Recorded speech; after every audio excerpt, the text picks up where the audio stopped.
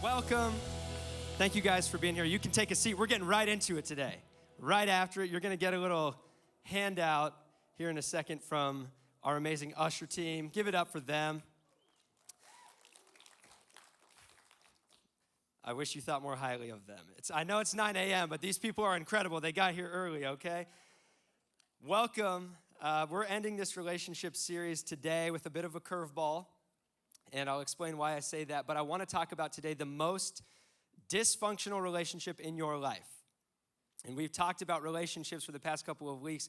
Wherever you find yourself on the relationship spectrum, whether you are single, dating, engaged, married, divorced, wherever you're at, this will apply to you. Statistically, there may be a few outliers in the room, but this is the most dysfunctional relationship in your life. It is the attention-demanding, destructive, needy relationship, causing issues in your physical life, mental health, emotional, spiritual lives. And if anybody been in a dysfunctional relationship, don't raise your hand if you're in one right now, but especially if you're sitting next to them.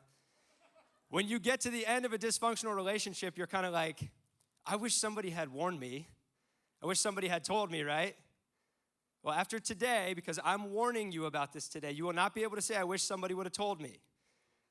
You're only going to be able to say, I wish I would have listened, if this is wreaking havoc in your life. Of course, I'm talking about your relationship with the sleek little device in your purse or your pocket that has already probably distracted you from this service. Your relationship with your phone. Now, most of you don't know this, but you can actually turn these things off. And I'm going to challenge you to do that right now for the rest of this service with me, okay? I'm doing it. I know. If you're a parent and you have kids in Kids Rock, you don't have to do this. Watch this.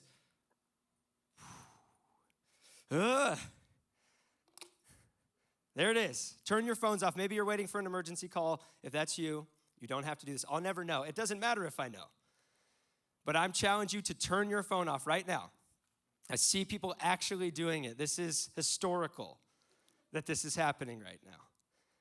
I'm challenging you to engage with a message, undivided attention. And you're going to have to battle for this because the human attention span has dropped from 12 to 8 seconds in the past 2 decades thanks to these.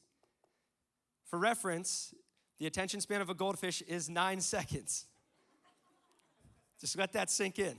That's real. I've got no slides, no TV, no screens for you. I just want to have a conversation today. Paper being passed out to you, maybe a pen if you have one. Grab a journal, some people, paper and pens, no screens. And you can contemplate the questions on those cards that got to you after this. You can use them to take notes right now. If you've never used a pen before because you're under the age of 14, your parents can show you how to do that. I've got the Bible we'll draw from and some books. The Ruthless Elimination of Hurry by John Mark Comer. 12 Ways Your Phone is Changing You by Troy Ranke. I think that's how you say his last name. The Tech Wise Family, Andy Crouch. And the next one on my list, Competing Spectacles, also by Troy Ranke, and I recommend all of them. And then, of course, the Bible, written by how many authors, Ryan? 39. I think it's 39 or 40, 66 books? Okay, Book of Hebrews, right. Got you. Thanks so much. As with any of these 4 books, any book I recommend to you from the stage, I don't agree with 100% of everything in it. There's some ways theologically I might break something down differently than one of these authors, but these are a wealth of knowledge and conversation starting when it comes to our relationships with our phone, the most dysfunctional relationship in your life.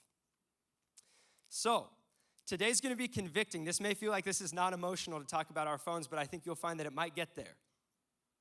And it's important for you to know. People don't like being convicted. We hate it, right? It's important for you to know that as your pastors, we care much more about the health of your soul and your relationship with God than your opinion of us. And that's why over the past couple weeks especially, we'll get in your face and we'll convict and we'll talk about things that are really causing problems. And I think that this is one of those.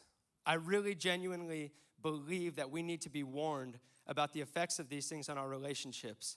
And I'll get a little fired up today, and it seems like all the intensity in my life and my seriousness all comes out just when I'm on stage. And I promise I'm not mad at you. I love you. I'm part of this problem. But what gets me fired up are the things that I believe are robbing life from you. And this is one of those things. But before we get too deep into that, let's just do a recap of how we got here. January 9th, 2007, Steve Jobs introduced this to the world. And that summer, June 27th, everybody could get their hands on one.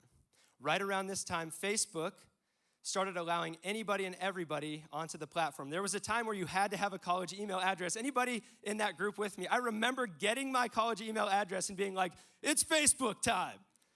But right around then, right when I was graduating high school, they started to let everybody on, which ruined it because my parents' generation, my grandparents' generation could now see us all partying, but more so argue with people they went to high school with about politics. And so much has changed. At the same time, a little microblogging site became its own platform called Twitter. The cloud, the app store, it was all upon us. And these things were awe-inspiring. It was like my calendar, my ability to make calls and text and email and navigate somewhere. I can connect with people from childhood, or people on the other side of the world. It's all right here in my pocket. This is incredible, amazing. Here's a crazy fact for you. The processing speed when you're using a Maps app, what's happening within your phone, that processing speed is 30,000 times the processing speed that was on the computer on board the Apollo 11 that got people onto the moon. And you have that in your pocket. It's so cool. So incredible. The iPhone has been named the most influential gadget of all time.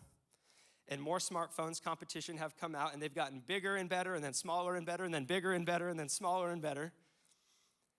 And the world all of a sudden had these amazing tools in our hands.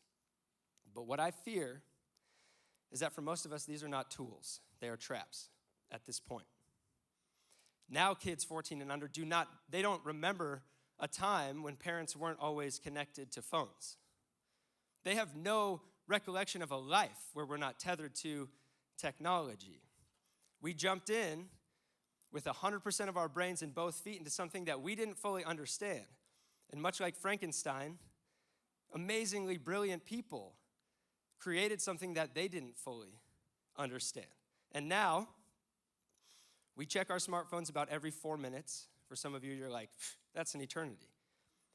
We physically touch our phones over 2,600 times a day. Stats are now showing average phone use over 5 hours a day. By the end of your life, you will have spent 9 years of your life on your phone. Our attention spans are so depleted that our thought life is now just a series of fragments. Studies show that your problem-solving skills and working memory is lowered simply by being in the same room as your smartphone. We live in a society with infinite information and very little wisdom. And most of us don't want to be honest, but we are addicted to these things, like addicts. I'm not saying that as like a funny term, like we are really addicted. A psychologist named Tony Schwartz says addiction is the relentless pull to a substance or an activity that becomes so compulsive, it ultimately interferes with everyday life. By that definition, nearly everyone I know is addicted in some measure to the internet. When it comes to addiction to drug use, the 3 C's of addiction are loss of control over the amount and frequency of use, craving and compulsive using, continued use in the face of adverse consequences. Has anybody reached for their phone already? Because you're craving those dopamine hits of notifications? Addiction comes with obsessive thoughts and actions, disregard of harm caused, denial of addiction, hiding it. Ever avoided this conversation? Do you guys, like me, feel phantom vibrations in your pocket? Somebody's trying to get a hold of me right now, and then you look and nobody is. It's kind of a bummer. Very humbling moment. Have you sworn off your phone and certain apps only to find yourself back on them, which is called a relapse? Here's what happens. When you're alone or bored, do you jump on your phone, right? I'm at a red light, Instagram. I'm waiting for my friend to meet up with me, emails. I'm waiting in line at H-E-B, I'll text some people. I'm sitting on the toilet, ESPN app. I don't have plans, I don't have anything to do. Tick tock, tick tock, tick tock, right? But maybe deeper, I'm sad, I'm lonely, I'm bored, I'm hurt, on my phone. I'm in an amazing moment, gotta get my phone out because it didn't happen if I don't post it. We are constantly tethered to these things. Do you feel anxious, upset, short-tempered when you can't get to your phone? Anybody feeling that right now? You're not mad at me. You're mad because you have nomophobia. That is a real term. The fear of going without your phone. The world of psychology has had to develop a whole new vocabulary around this issue. And what is happening to us as a result of our addictions?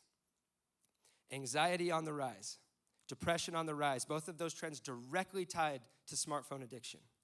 Sleep deficits and insomnia, relationship struggles, poor academic or work performance, financial problems, irritability, anger, defensiveness, loss of interest in activities and people, confusion, inactivity, obesity, eye issues, headaches, carpal tunnel, hypertension, shallow breathing patterns. I could keep going. The reality is that we care more about our phones being charged than ourselves. That's real. It's real for me.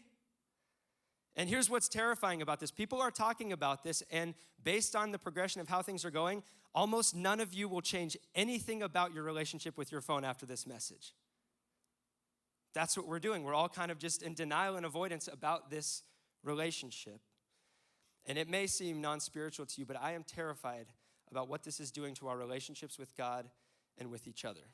And we've been warned, and we're being warned. Listen to this. In his classic Brave New World, published in 1932, Aldous Huxley wrote of a dystopian state fueled by man's infinite appetite for distractions. He envisioned a future dystopia not of dictatorship, but of distraction, of sex, entertainment, and busyness tearing apart the fabric of society. He wrote about a culture with so much information that we would be reduced to passivity and egoism, where truth was drowned in a sea of irrelevance. If only he knew, right? In 1942, C.S. Lewis published The Screwtape Letters, an eerie novel where a demon coaches another demon on how to bring down a man, and the strategy he uses is called the nothing strategy. It's described as strong enough to steal away a man's best years, not in sweet sins, but in a dreary flickering of the mind over it knows not what and knows not why, in the gratification of curiosities so feeble that a man is only half aware of them. When I read that word flickering, terrifying, haunting. It's not the enemy pulling some giant, scary stunt on us. He's just lulling us into sleep and a life of meaningless fragmentation and distraction. Corrie ten Boom said, if the devil can't make you sin, he'll make you busy. And our minds are so busy because of these things. The Apostle Paul, in his second letter to the Corinthians, said, for we fix our eyes not on what is seen, but on what is unseen. For what is seen is temporary, but what is unseen is eternal. And the reality for us is our lives are now centered on our eyes being fixed on what is seen on a screen. And there's this guy, Tristan Harris. He's like one of the few parents in a group, a society of kids with our hands in cookie jars being like, that stuff's gonna kill you in the end. Please listen to me. He was an insider at Google. He's behind the Social Dilemma documentary that you saw or avoided. He's behind the Center for Humane Technology, but really our responses to that documentary have indicated why things are only getting worse. That was like the go-to small talk when it came out, like, so have you seen the Social Dilemma? And some people I talked to immediately like, well, it was biased, and I don't really agree with this, and this, and that's called blame shifting when you have an addiction. Some people were really honest and were like, I'm not watching that. I don't want to know. It's like when that dessert is just too good that you'd never ask for the ingredients because you know it's not good for you. I'm not watching that. And then a lot of us watched it and we're like, oh gosh. I remember watching with my brother-in-law, and we were just sitting there kind of looking at our phones after like, oh, stay away from me, right? And 3 days later, we were right back into our addictions. And that's what we do. That's what we're doing. And so maybe you don't see it as an addiction, but I would guess that this is having negative effects in your relationships with God and with people. And we can justify it and say, well, it's a phone. It's neutral, right? But I wouldn't tell a room full of alcoholics that alcohol is neutral because it's not for them. And so for a room full of phone addicts and a society full of them, I can't say that this is neutral for you. And I'm part of this. Hear me. I'm part of this. I'm not on some high horse, okay? What we're doing is it's kind of like, see, all these Silicon Valley guys, Steve Jobs even shielded his own kids from some of the stuff that Apple was putting out. You may not know that. A lot of these people are now saying, we didn't fully understand Frankenstein. But for the rest of us in the world, it's kind of like we go to the doctor's office and the doctor comes in with somebody from the pharmaceutical company and they say, hey, here's what we're prescribing for your kid. And by the way, we would never let our kids take this. Good luck. And we're like, sweet, give me some of that too. That's how we're treating this. And I have done that myself. And I don't think we're talking about this a lot, especially in church, because I don't think anyone has a foot to stand on, right? Pastors feel like hypocrites. I feel like a hypocrite to call you out on something that I am also struggling with. But today is the start of a conversation, and there used to be a time when parents could be the ones to say, stay off your electronics, get outside, but now parents are more addicted to their phones than their kids are. And so nobody feels like they have authority to say something about this, but we have to talk about it. And I'll tell you a little bit personally about my journey before we dive into a couple questions. I have an iPhone, obviously. I waste a ton of time on it. I got off social media personally last August. And that's, again, I'm not like up here today because a couple months ago I got off social media, I promise you. The reason I got off social media personally was not noble. It was August, which meant fantasy football season was about to start. And I was allowing myself one vice on my phone, and I had to weigh it out, and I said, I'd rather get the dopamine hits of Derrick Henry scoring me touchdowns than somebody commenting on a picture of my dog. So that was my choice. I'm too old for a TikTok. I don't have one. And if you're older than me, you also are too old for a TikTok. I still have my Facebook page because it's the only way to get to Red Rocks Austin's Facebook page, but like most millennials, I don't use Facebook. But like I said, it wasn't a noble reason to get off of social media personally. And we're talking bigger than just social media. That's just one of the center parts of this conversation about our phones. But since I've been off of social media personally, it's kind of given me a sober look to ask myself some questions, to ask some questions about us as believers and as a church. And there's been this picture in the back of my mind, and it's what keeps fueling me and making me feel convicted. I envisioned this one day, and I can't get it out of my head that years from now, a couple years from now, I walk into my home, and I'm frantically looking for my phone, right? Because that's what we do when we can't find our phones. Nomophobia, there's a word for it now. We freak out. And I end up finding it in the corner of my bedroom.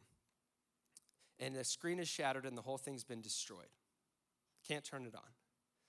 And in that moment, I realized that my son has done this because he is so tired of thinking that this is what his dad looks like.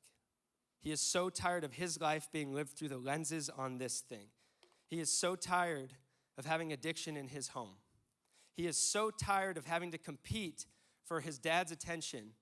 And his dad, without words, telling him every day, hey, yeah, you're important, but there's too many other things that are more important than you. So he had to become the parent and take matters into his own hands. And I can't get that out of my head. It's haunting me.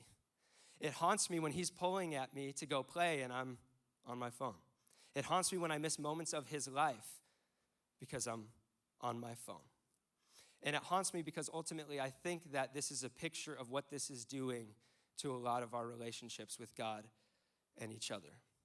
Troy Ranke, who wrote some of these books, said, we are always busy but always distracted, diabolically lured away from what is truly essential and truly gratifying. Led by our unchecked digital appetites, we manage to transgress both commands that promise to bring focus to our lives. We fail to enjoy God. We fail to love our neighbor.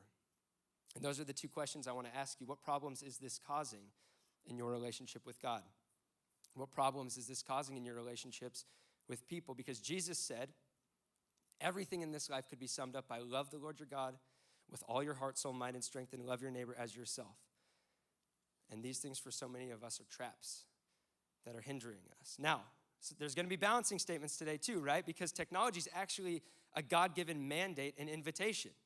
God invites mankind into working with him, reorder the raw materials of this world and create and innovate and develop and build. But as sin enters into the picture, we see our fallen propensity to worship our progress, our created things, ourselves. The Tower of Babel is an easy early example, right? Like somehow, way back when, these people build this little skyscraper, which is impressive, but they worship it. It's worshiping their progress. It's this fantasy of human autonomy, of not needing God. Troy, my boy Troy says, unhitched from fear and obedience to God, technology quickly becomes a pawn in human power plays. the amazing things we can do that God has given us the ability to do, whether it's a tower or an iPhone, it should have our wonder, but not our worship. We should see these things and think, wow, and wonder at them like, this is amazing that God has given us the ability to do something like this and put tools in our hand, but not to worship it. And there are amazing tools. Some of you are here today because of a text or an Instagram post or a YouTube sermon or a song on Spotify. Tools, amazing tools for worship, but for most of us, these are traps for distraction. The Bible is accessible all over the world in a way it never has been before, which is a tool, but for most of us, these are just traps of distraction. And what we do, and this has been the battle of all of mankind, is we start to worship those created things, and this is called idolatry. And I know that's a very Old Testament, churchy sounding word, but we're doing it constantly. Romans 1:25 says, they exchanged the truth about God for a lie and worshiped and served created things rather than the Creator, who is forever praised. Idolatry, by definition, is the vain attempt to find ultimate meaning in finite things that we can craft and hold in our hands. We are fixing our eyes on what is seen and temporary. And what do we do? What do idols do to our lives? They steal our focus and our affection and our attention and our worship. And what's scary is this battle of idolatry is now on steroids because this is a house for idols. They can all be in one place now. Think about what are the things that we tend to worship and value more than God? Money? Well, now you can check the market constantly. You can stress over your finances constantly. You can always be looking for an angle to make a little bit more. Sex? We just talked about pornography last week. What else? Materialism? Even when you're not shopping, there's things on your feed about what you talked about last night, trying to tell you, come on, you need more stuff. You need to be like them. How about politics? Remember the Israelites, how badly they wanted a king that was a man? They wanted to put their hope, their faith, their trust in a man, an earthly king, and get really obsessed with their little kingdom. Does that sound familiar to anybody in this country? Is that on steroids now with these things? And I could keep going down the list, but the ultimate idol that human beings always struggle the most with is self. Always. Like the story of Narcissus, not in the Bible, this is an old story, a fable, who was cursed by Nemesis to fall in love with the image he projected of himself. Cold, arrogant, and unable to give or receive love, he obsessed over the image of himself reflected in the waters around him until he followed the image down a well and drowned. And now we've got in the palms of our hands our images packaged with filters and augmenting technology to take selfies and obsess over ourselves and our image all day long. We've got our own PR firms and a false celebrity life through social media. And we cannot disconnect from it. Why? FOMO, fear of missing out. I can't get behind. Somebody can't have more followers and likes than me. I can't miss out on what's going on today. And here's what's creepy. And I was reading about this in one of these books. You can trace FOMO, like the deep soul FOMO of being discontent with our existence, all the way back to original sin. Adam and Eve FOMO'd. You could know something you don't. You could be like God. You could get to somewhere you're not and sacrifice the perfect present moment with God because of FOMO. And a lot of us are FOMOing our way into a life where we don't need God or think we don't. And I understand this has like gotten really dark here. We're talking about phones, right? Everyone's like, geez, man. But this idol of self, listen to the reason that the Pharisees didn't follow Jesus from John chapter 12.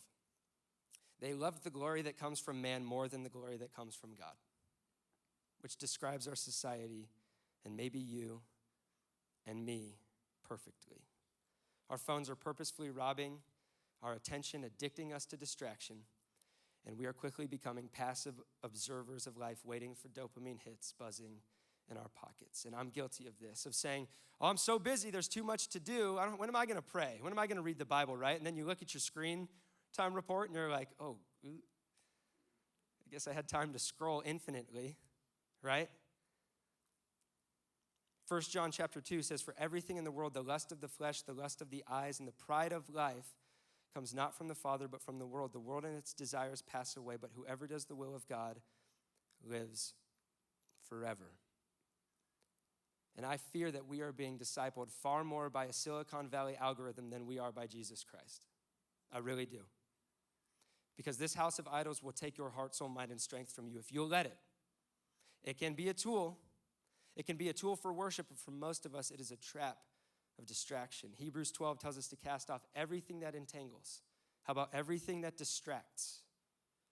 Blaise Pascal said the human appetite for distraction is high in every age because distractions give us an easy escape from the silence and solitude whereby we become acquainted with our finitude, our inescapable mortality, and the distance of God from all of our desires, hopes, and pleasures. So I would ask you, what problems is this relationship causing in your relationship with God? Idolatry of self, of other things, distraction, passivity, egoism, disconnection, seeking an easier life rather than a better one? Is this a tool for you to pursue a relationship with God, or is it a trap of idolatry stealing your attention through distraction? Are your eyes fixed on what is seen far more than on what is unseen? Elevation Worship has this song asking, what would you do if he, Jesus, walked into the room? And I laugh when I hear that because I think none of us would notice because we'd be too busy on our phones, right? So what is this doing? What problems is this causing in your relationship with God? And the other question, what problems is this causing in your relationships with people? Are we too busy loving our phones to love our neighbors? Now, balancing statements, these can be tools for connection. They can be. Really, they were intended that way. And we've seen this happen. These things have captured moments that the world needed to see. They have shared causes that needed to be talked about. They have raised money for things that needed money. There has been great connection made. Last year, 2020, we saw these as tools, Zoom and FaceTime. Man, if it wasn't for those things, if we didn't have those, last year would have been so much harder, right? Tools for connection, but for most of us, they are traps of isolation. The device may be neutral, but the social media apps are not. They really aren't. The algorithms in them prefer you alone. They like to get you alone because you'll spend more time on them, which means more money. Tristan Harris's major point is that we are in an attention economy where these companies are battling maliciously and ruthlessly for your attention. They'll do anything to get their hands on it, whether it's good for you or not. They don't care. There is a stream that you are flowing in. You just may not know that it's flowing somewhere. And isolation just so happens to be where the enemy likes us best too, right? Pornography, a perfect example. Get them alone to their thoughts. Employ this nothing strategy. Distract them, isolate them. And it's starting to undo the beauty of human-to-human relationship that we are meant for. Because what's happening now is we kind of prefer the no-risk, no-mess commitment of real relationships, if we're honest, right? There's this weird paradox happening where we now retreat in public from connection, and then we connect in private on our phones. It's paradoxically supposed to be connecting us, but it's actually isolating us. And there's no wonder that these mental health issues are on the rise. There's a Dutch psychiatrist, J.H. Vandenberg, who said, if loneliness didn't exist, we could reasonably assume that psychiatric illnesses would not occur either. And in the rise of these things, it is clear that these are not helping when it comes to isolation. There's a new thing I heard about last week called e-girls now, which is all about just developing your own identity completely online. Having no real need for human relationship anymore because your popularity and your worth and everybody paying attention to you, it's just through apps. And we won't know the effects of isolation fully for a while of the last year caused by the pandemic, but early studies have shown the percentage of people who considered suicide in the last year doubled from what it was before. In the past 2 decades, suicide rates have increased by figures I found around 30% in the United States. We are meant for human, face-to-face, messy relationships, to be present in the moment, not living within a profile. But we are now accessible by everyone and present with no one, right? Every time we go to lunch with somebody, we're constantly, It's totally acceptable to be in a room full of people. Like, that's life now. Constantly telling the people that we're with, there's something a little more important than you. Teenagers' relationships right now, this is what they look like. Snap streaks. How many days in a row can we send each other a blurry picture of a ceiling? Seriously. No offense, guys. But this is what we are giving to them, to our younger generations. This is now what we're telling them. This is what a relationship needs. Just a little bit of connection on a phone. And we are liking the easy road, right? We're liking just retreating and being able to just kind of connect through social media, which is why some of you in this room would be more likely to DM the person that catches your eye in this church than actually go talk to them in the lobby. Let's be real. That's real. Let's talk about romantic relationships for a second. Okay, again, these can be and have been tools for connection. I know couples who met on dating apps and dating websites and have thriving marriages today. It's awesome. It has connected them. It's been a wonderful thing, but in this hookup culture, for most people, these are traps for destruction. Let's just be real. I know the trap of destruction in the hookup culture. I was just a part of it before these things. Now it's just even crazier. And if you're honest, a lot of you, those people that you're swiping or in your DMs, those are not future spouses or people to connect with or get to know better. It's somebody to have sex with a couple of times and then ghost. I'm not that old. I know what's going on. For most people, these dating apps are not tools for connection. They are traps for destruction. And so many people are missing out on beautiful, authentic, Jesus-centered relationships because you are settling. You are settling for this trap of destruction. And what's happening is that we're not seeing each other as neighbors anymore. We're not seeing people as people anymore. Pornography is an easy example of that. It's just a 2D. It's not a real person there who might be being trafficked. Maybe the easiest example of how we tend to not see each other as humans anymore is texting and driving. You are more likely to kill somebody texting and driving than you are if you had a couple drinks before you get in that car. And we're all going 75 on 35 like doot, doot, doot, doot, doot, right? We're all doing that. We're forgetting that there are human beings in cars next to us, families around us. We've got to start seeing each other as humans again. When I got off social media personally, I'll tell you something cool that happened when it comes to you guys. I like you a lot more now. And hey, listen. I liked you before. I really did. I'm not just saying that. I really like you guys. But I like you more now because all I know of you now is our human-to-human interactions in the lobby. I don't see you at your worst. I don't see you dividing and arguing. I don't see any of that anymore. I got so sad last year watching Christians, people representing the kingdom, representing Red Rocks, Austin, destroying other people on social media over politics and social issues, just laying into people with no grace. Broke my heart. And the election was coming up, and I was like, I got to get out of here. Nowhere is the loss of seeing each other as humans more evident than social media when a political debate starts, right? There's this anonymous anger, this trolling of people, slandering one another. And listen to what James 4 says. Brothers and sisters, do not slander one another. Simply put, don't do it. But we, thinking we're noble, if somebody does something wrong or we find something out about somebody or they disagree with us, man, we will slander them all day long on social media. Charles Spurgeon said, the easiest work in the world is to find fault. And we are experts at it. Matthew 18 talks about how if an issue arises between people, get together and have a real face-to-face conversation. And most of you, you would not say to somebody face-to-face what you say to them on social media. I don't think you would. Because you'd have to know their backstory. You'd have to know where they're broken. You'd have to know why they believe something different than you. And it's a lot easier to just cancel them and slander them on their way out the door, right?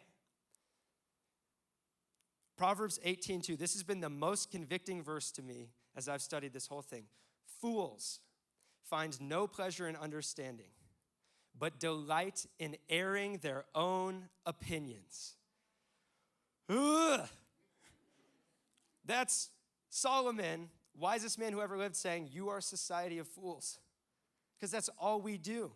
And hear me, there are times where opinions need to be shared and causes need to be championed and things need to be brought into the light. Absolutely. We just do a little of that. and mostly just airing opinions as if we know everything. And because we have this idea that everyone's listening to what we're saying, we just feel this freedom to tell everybody exactly what we think in this moment right now. And let me tell you, this is only getting worse because the more followers you get, the more influence you think you should have.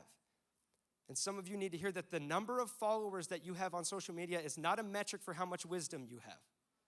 It's not. These could be tools for understanding, but these are traps of division. They really are, and we've seen it play out, and the algorithms are only furthering that. Here's what's happening. Your feed is unique to you, right? You are only getting fed the stuff that lines up with what you search and what you like and what you watch. And slowly, this polarization is happening because you're just getting fed a little more of what you believe and a little more of what you already believe. And you end up in an echo chamber where you're only hearing from people who think exactly like you, fed a little conspiracy to get a little further away from everybody else and a little further away from everybody else. And you end up in a camp that thinks we're the only few people that understand the world. Now let's go blast our opinions out at everybody else. This is purposefully happening on these apps for our attention, creating culture wars with conspiracy, leaving zero room for conversation, understanding, and just common decency. And there's a problem for you. If you're in this room, you're listening to this, there's a problem when it comes to giving into a trap of slander, isolation, comparison, jealousy, division, canceling. The problem with that is Jesus. You are called to steward everything that's placed in your palm by Jesus. We don't get to cancel anybody because he didn't cancel us. We don't get to slander anybody because he didn't slander us. We're supposed to bring unity. We're supposed to bring peace, not division, not trolling, not slandering other people, to always give the benefit of the doubt. To a lot of the time, just not say anything, to not voice and air our opinions, but to try to seek understanding, to forgive easily, to be ministers of reconciliation. The justice warriors, I'm one of you. A lot of times we undo the good work that we think we are doing because we quickly draw lines. And we may think we have the cause of Jesus, but we don't carry the tone of Jesus and nobody's listening. Even if somebody believes something so differently than you that you would call them your enemy, what does Jesus say to do when it comes to our enemies? To love them. We're supposed to see humans as humans. We're supposed to be a picture of relationship to the world, of health, of out-honoring one another, knowing how to disagree because we're willing to grow together. We are called to love our neighbors next to us, literally, and on the screens all around us. And I fear that far more than tools for worship, these are traps of distraction. Far more than tools for connection, they are traps of isolation and division for most of us. So good luck. Let's pray. I've got a list of practical things as you consider these questions. And some of them are very granular, and you could do them today. Some of them are bigger picture. But I think we know this. I don't think there's anybody in here likely that would say, yeah, no, this is all good for me. I have a really healthy relationship with this. If that's you, God bless you. Teach us. But I think for most of us, we kind of know, this isn't great. But we're kind of just accepting that. And so I'm challenging you with some practical tips for you, okay? How about this? First, read these books. Let's start with this one. But let's read these too. Read other books. And you have to read the actual physical book that has pages because studies show you retain more when you read an actual book than something on a screen, okay? Here's a good one. Wake up before your phone. Spurgeon said, "Permit not your minds to be easily distracted, or you will often have your devotion destroyed." And I do this. I'm going to get up, I'm going to read my Bible, I'm going to work out, spend some time with my family, and then I'll plug in. But I wake up, I look at my phone, and there's a notification, and I'm working, or I'm wasting time, or checking my brackets, or whatever I'm doing, right? I grab my phone right away, start wasting my day. Never have that time in the morning. Wake up before your phone, which means put your phone outside of your bedroom and get an alarm clock. Put your phone to bed before you go to bed. Ryan told us this a couple years ago, and none of us listened. Sorry, man. I don't have time to explain the science of how badly these things are affecting our sleep as we scroll late into the night. And sleep is one of the top things to strengthen your heart, soul, mind, and strength. And we are wasting it away. Put your phone to bed outside of your room, set your alarm clock, wake up before your phone, and have some time before you open that thing up. And make time for solitude with Jesus. I know that's like solitary confinement, right? For most of us, being alone to our thoughts. Psalm 46:10 says, "Be still and know that I am God." And I don't think most people know he's God because nobody's still. And our minds certainly are not. You know, it takes 7 minutes of uninterrupted conversation to start having a real conversation. 7 minutes. How many days do I give God 7 minutes to get into a real conversation? Not very many, if I'm honest. This is one of my favorites, and somebody's gonna do this, and it's gonna change your life. Turn your phone off for 1 hour a day, 1 day a week, 1 week a year. I dare you. Some of you just shuddered at the thought of that. 1 hour. So what I've started to do, because I want to practice what I preach, I want to grow in this, is when I get home from work, I put my phone in my bedroom, and until Zeke, my son, goes to bed, I don't pick that thing up. And that has become even more the best part of my day, being fully present with my family. For you, maybe it's the first hour of the day, maybe it's the last hour of the day. Our staff, sometimes when we go to lunch together, we leave our phones in the car, and those are always the best lunches because we laugh and tell stories, and we have an hour to not worry about who's trolling our church this week. What would an hour do for you a day? What if you built towards 1 day a week and 1 week a year? This was recommended in these books, so this isn't self-serving when I say this. Go to church. Check that. You guys did that. You're killing it. Because we need to be together. We need to lift our eyes. We need to be humbled. We need to worship. Minimalize your phone. Marie Kondo that thing. Like, go through it. Delete all apps that are not tools for you. Ask, is this a tool or a trap? And be honest with yourself. And if you're having a hard time, ask your friend. Delete all expired, non-essential, time-wasting apps. Turn off all non-essential push notifications. Schedule a time to check those notifications rather than being at the constant beckon of every single one of them. My wife did this one. Stop apologizing for responding later to people. Everybody thinks that they have access to your attention whenever they want it because we have 10 ways they can get it and we give it back to them. So don't be present with the people that you're with and respond later. Use time in the car as conversation time when you're with other people. And for the love of your neighbors, stop using your phone while you're driving. Turn your phone off before lunch, dinner, coffee, happy hour, church, weddings, parties, and just be present in the experiences of life. I promise you, you will love experiencing moments instead of recording them.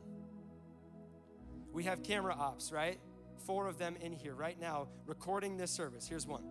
Okay, we tell them, if you serve in the morning, please come back to the Rowdy 6 and just be in the service without the camera, right? Because you can't really focus on the message and the worship because you're distracted by the camera. Most of us are camera ops through our whole lives. That's how we live, right? Turn them off and experience moments instead of just recording them. Families, no phones or TV at the dinner table. Come around the table and spend undistracted time together. Back in the day, the center of the home was the hearth, which was the fire.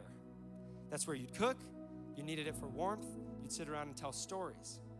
And that changed because with technology came furnaces and we don't need fires in our homes anymore, right? Well, the word for hearth, the Latin word is focus. It was the focus of the home. And now the focus of our homes, the hearth, are our screens. Get back to the table. Make that the center of your time together. Jesus did that with his friends. He emphasized that. And make house rules about your phones. Every year with a couple of our friends, we have Friendsgiving. And there was one of the first times we did it, I put a basket out with a little note on it that said, leave your phones here. And the next year, our friends texted and said, you're putting that basket back out, right? Because we loved it. Because we just enjoyed the night together and we weren't all just off somewhere else the whole time. And addicts need to do this. Ask the people around you if your phone use is affecting them. My wife has told me plenty of times, I don't feel like you're really here with me right now. You're so distracted. And there's some of my friends that I would tell, hey, when I'm with you, I just don't really feel like it's worth your time because you're not really with me. And I have friends that would say that to me. When you get those screen reports, maybe have somebody hold you accountable instead of just cringing at them and changing nothing in your life. Set limits for yourself and then have somebody who's helping you. And this might be an obvious one. And some of you are hoping I don't just say the words, but some of you just need to get off social media and maybe never come back. For the health of your relationships. We have a website, don't worry, I know Red Rocks Austin's the most important account to you.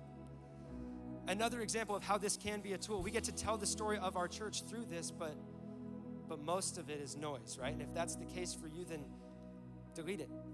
You don't need it. I promise you, you don't need it. Some of you might just need to get a flip phone.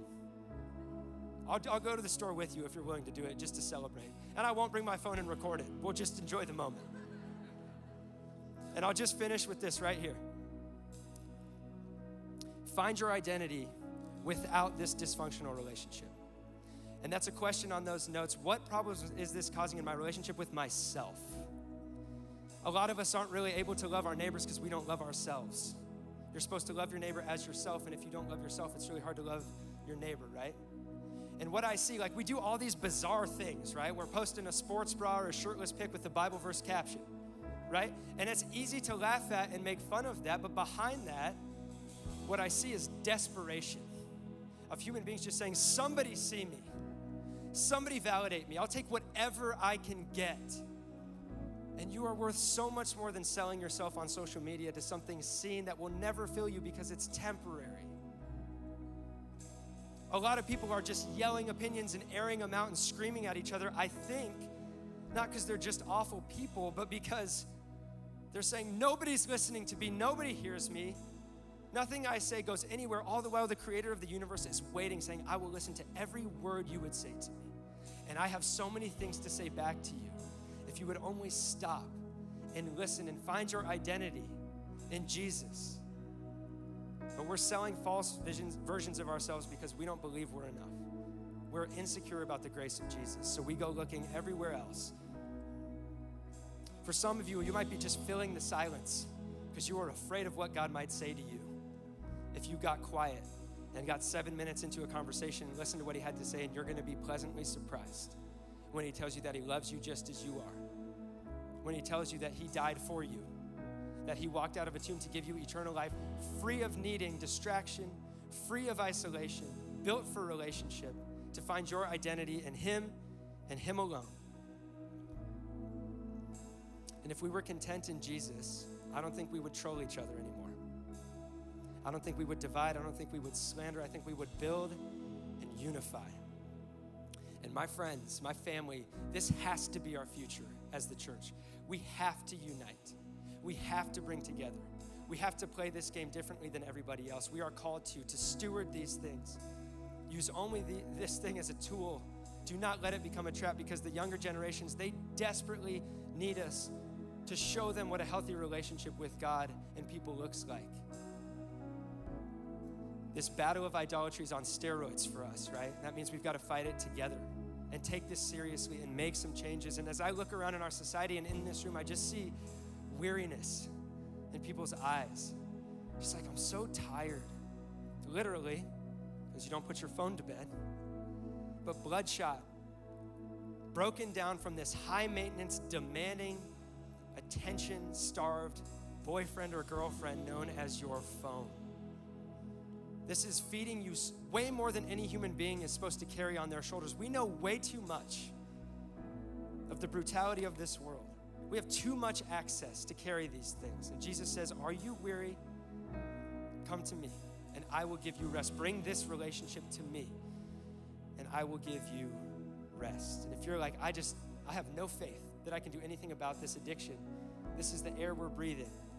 Psalm 20 verse 7 says, some trust in chariots and some in horses, technology of the day, but we trust in the name of the Lord our God. That is where our trust is. Jesus fights our battles, not chariots, not iPhones. Jesus fights our battles with us and for us, and he is calling us to authentic, messy relationship with him and with each other. So right now we're gonna do the best thing on the list of practical tools, and that's to worship. So if you'd stand to your feet. Keep your phone off, please. If you see somebody pull their phone out, just hit it out of their hands. And they'll be like, my kid's in Kids Rock. And you'll be like, this is uncomfortable. Spend a few moments listening to what God might say to you right now. I believe that he is going to spark vision for life again. I believe that he is going to speak identity in this room that is not found on an app or a phone. It is only found in the eternal love and grace of Jesus. So Jesus, I ask that you would speak that right now. Give us identity, give us purpose, give us motivation, God. Restore us to put relationships back in the right order. Help us to take steps in the dysfunction of our relationship with our phones to have healthy relationships with you and with each other and of ourselves. I pray right now that people in this room would feel grace wrap them up, love wrap them up, that whatever they've been running from, whatever they've been escaping, God, feeling like if somebody actually knew me, they wouldn't want anything to do with me. Jesus, you said otherwise on the cross. And so I pray right now that you would speak identity in this place as we worship. In Jesus' name, amen.